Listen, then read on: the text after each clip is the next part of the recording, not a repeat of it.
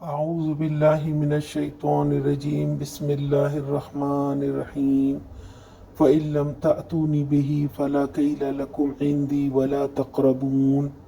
اگر تم اسے نہ لاؤ گے تو میرے پاس تمہارے لیے کوئی غلہ نہیں، بلکہ تم میرے قریب بھی نہ پھٹکنا۔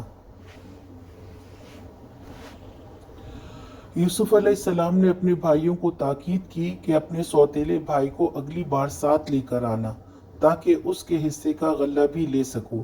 قحط کا زمانہ تھا، ہر ایک کی خواہش تھی کہ انہیں زیادہ سے زیادہ غلہ ملے، مگر تقسیم کاروں کا بھی یہی طریقہ تھا کہ مناسب انداز میں گھر کے افراد کی تعداد کے مطابق بانٹا جائے۔ لہٰذا انہوں نے موقع کی نزاکت کو مد نظر رکھا اور کہا کہ بھائی کو لے کر آنا، دیکھو میں کیسے بھر بھر کے پیمانہ غلہ دیتا ہوں۔